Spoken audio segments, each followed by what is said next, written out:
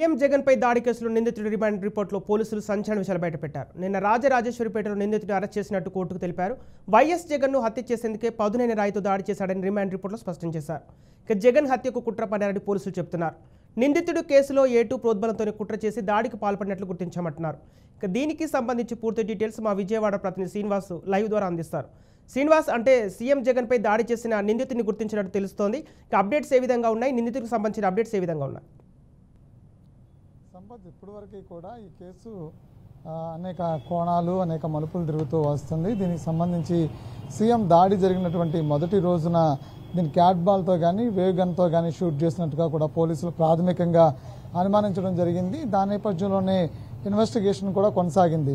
So అదే టైంలో ఇప్పుడు సెంట్రల్ అభ్యర్థిగా వైసీపీ ఎమ్మెల్యేగా అభ్యర్థిగా పోటీ చేస్తున్నటువంటి వెల్లంపల్లి శ్రీనివాస్ కూడా అదే బస్సు మీద ఉండడం, ఏదైతే సీఎం రోడ్ షో మేమంతా సిద్ధం రోడ్ షో జరుగుతున్నటువంటి ఏదైతే బస్సు ఉందో ఆ బస్సు మీద ఆయన కూడా ఉండడం, సీఎంకి గాయం అయిన తర్వాత ఆయన కుడికంటికి కూడా బలమైనటువంటి గాయం కావడంతో కూడా ఆయన సింగనగర్ పోలీస్ స్టేషన్లో రిపోర్ట్ చేయడం జరిగింది. ఆ రిపోర్ట్ నేపథ్యంలో పోలీసులు ఎఫ్ఐఆర్ చేసిన తర్వాత పూర్తి స్థాయిలో సంఘటన జరిగినటువంటి ప్రదేశం ఏదైతే ఉందో ఆ ప్రదేశంలో ఉన్నటువంటి సీసీ కెమెరాలు కావచ్చు, సాంకేతికంగా ఇతరత్ర సెల్ ఫోన్ టవర్స్ నుంచి వచ్చేటువంటి సిగ్నల్ కావచ్చు, ఇలాంటివన్నీ కూడా పరిశీలించడం జరిగింది. ఆ పరిశీలించిన నేపథ్యంలో కూడా కొంతమందిని అనుమానితులుగా కూడా చేర్చడం జరిగింది. అనుమానితులుగా చేర్చినటువంటి వ్యక్తులందరినీ కూడా అనుమానితులుగా ఎవరినైతే చేర్చారో వాళ్ళందరినీ కూడా పిలిచి విచారించారు. ఇందులో ప్రధానంగా మనం చూసినట్లయితే వేమూలు సతీష్, అదేవిధంగా దుర్గారావు అనేటువంటి ఇద్దరు వ్యక్తుల మధ్య ఇద్దరు వ్యక్తులు ఈ దాడికి పాల్పడినట్టు కూడా పోలీసులు ప్రాథమికంగా అంచనాకి రావటం, ఆ నేపథ్యంలోనే వాళ్ళిద్దరిని పిలిచి విచారించడం, వాళ్ళతో పాటు ఆ రోజు రాత్రి ఉన్నటువంటి మిగతా ఈ మైనర్ బాలర్ ఎవరైతే ఉన్నారో వాళ్ళు కూడా పిలిచి విచారించడం, ఇదంతా విచారణ జరుగుతున్నటువంటి నేపథ్యంలో పూర్తి స్థాయిలో అలా విచారణ చేస్తున్నటువంటి క్రమంలో కూడా ఇటు దుర్గారావు ద్వారా ఏదైతే ఇప్పుడు వేముల సతీష్ అని చెప్తున్నామో సతీష్ దాడి చేసినట్టు పొదునైనటువంటి రాయితో దాడి చేసినట్టు కూడా పోలీసులు తమ ప్రాథమికంగా ఇచ్చినటువంటి ఏదైతే రిమాండ్ రిపోర్ట్ ఉందో రిమాండ్ రిపోర్ట్లో పేర్కొనడం జరిగింది. అంతేకాకుండా రిమాండ్ రిపోర్ట్లో అనేక అంశాలను కూడా వాళ్ళు పొందుపరచడం జరిగింది. ఇక్కడ అంటే ఏదైతే సీఎం మీద దాడి చేసినటువంటి ఏదైతే రాయి ఉందో పొదునైన రాయి ఉందో ఆ రాయితో తల మీద బలమైనటువంటి గాయం చేసి ఆ గాయం ద్వారా సీఎంను చంపాలనుకున్నట్టుగా కూడా వాళ్ళు ఉద్దేశపూర్వకంగానే దాడి చేసినట్టు, సీఎంను చంపాలని వాళ్ళు అనుకున్నట్టుగా కూడా ఆ రిమాండ్ రిపోర్ట్లో కూడా వాళ్ళు రాయటం జరిగింది. సో ఆ రిమాండ్ రిపోర్ట్లో రాసినటువంటి అంశం ఏదే, ఆ రిమాండ్ రిపోర్ట్లో రాసినటువంటి అంశాన్ని ఇదే ఈరోజు ఇటు రెండు అంశాల్లో కూడా జడ్జి ముందు ఏదైతే ఈ మెట్రోపాలిటన్ జడ్జి రమణారెడ్డి ఎదుట ఇటు ఏపీపీ అదేవిధంగా ఈ కేసును ముద్దాయిల తరఫు నుంచి వాదిస్తున్నటువంటి అడ్వకేట్ సలీం కూడా వాదనలకి దిగడం జరిగింది. ఈ వాదనలో రెండు అంశాలని ఏపీపీ ముందు జడ్జి ముందు పెట్టడం జరిగింది. ఒకటేమో మైనరు ఏదైతే దాడి చేసినటువంటి వ్యక్తి మైనరు, అంతేకాకుండా ఇక్కడ ఎలాంటి ఇంటెన్షన్ లేదు, అంటే ఆర్థిక లావాదేవీలు కానీ కక్షపూరితమైనటువంటి అంశాలు ఇందులో ఏమీ లేవు, కేవలం ఆ టైంలో ఎందుకు జరిగింది ఏంటి దీనికి సరైన మోటివ్ లేదు, కానీ పోలీసులు రిమాండ్ రిపోర్ట్లో అర్ధరహితమైనటువంటి అంశాలని ప్రస్తావిస్తున్నారని చెప్పని ఒక పక్కన నిందితుల పక్కన ఉన్నటువంటి అడ్వకేట్ ప్రస్తావించగా, మరో పక్క నుంచి దీని ఏపీపీ పూర్తి స్థాయిలో పోలీసులు చేసినటువంటి రిమాండ్ రిపోర్ట్ ఏదైతే ఉందో ఆ రిమాండ్ రిపోర్ట్లో వాస్తవాలన్నీ ఏదైతే ఆ రిమాండ్ రిపోర్ట్ అంతా కూడా వాస్తవాన్ని చెప్పే విధంగానే ఉంది. పూర్తి స్థాయిలో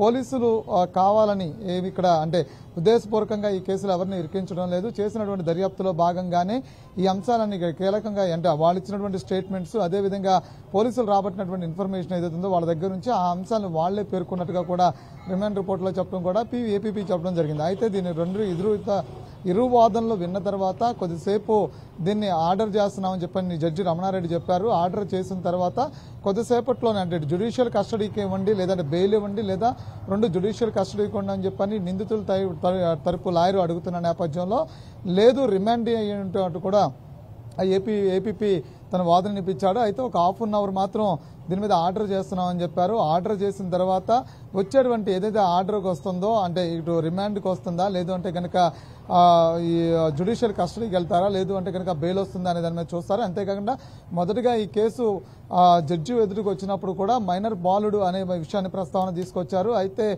డేట్ ఆఫ్ ఎంట్రీని కంపల్సరీ నమోదు చేయాలని చెప్పడం జరిగింది. అయితే ఆధార్ కార్డులో తనకు ఉన్నటువంటి డేట్ ఆఫ్ ప్రకారం అతను మైనర్ అని చెప్తున్నటువంటి నేపథ్యం ఉంది. మరో పక్క నుంచి ఇక్కడ టెక్నికల్గా చూసినట్లయితే కనుక అతను మేజర్ అని చెప్తున్నటువంటి 18 ఏళ్ళు నిన్నట్టు కూడా చెప్తూ ఉన్నారు.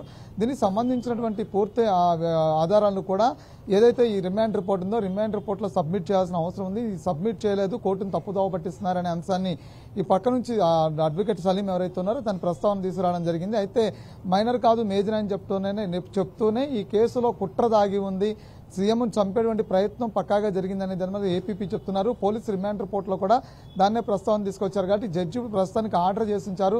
ఆర్డర్ కాపీ ఏమొస్తుంది అనేది మాత్రం వేసి చూస్తున్న పరిస్థితి ఉంది సంపత్. ఓకే శ్రీనివాస్, ఇప్పుడు పోలీసుల అదుపులో ఉన్న 6 వ్యక్తుల గురించి వ్యక్తిగత విషయాలు బయట పెట్టాలని ఒక వ్యక్తి పిటిషన్ దాఖలు చేసినట్టు తెలుస్తుంది. అప్డేట్స్ ఏ విధంగా ఉన్నాయి?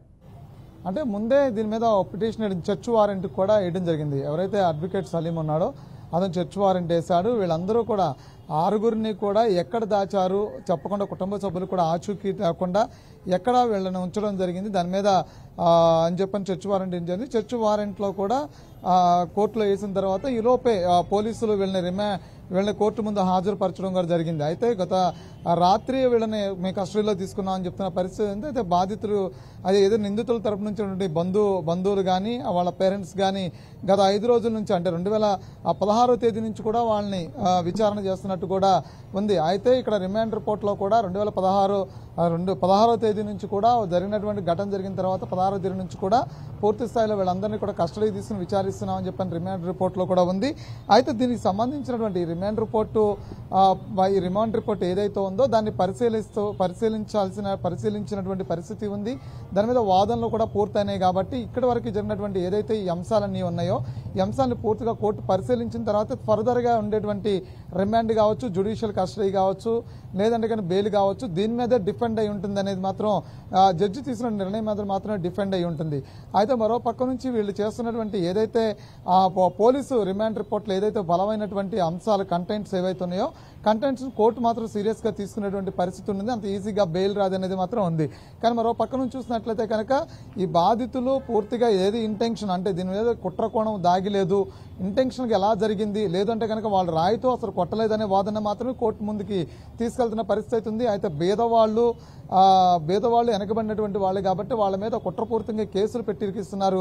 ఇది ఇన్ఫ్లుయెన్స్ చేసుకోవడానికి కేవలం సింపతి పొందేందుకు వీళ్ళు ఏమి చేయలేరు కాబట్టి వీళ్ళని అడ్డం పెట్టి కేసులు ఇరికిస్తున్నారు అనేది మాత్రం ఇటు ముద్దాయిల తరపు నుంచి వాదన వినిపిస్తున్నటువంటి పరిస్థితి.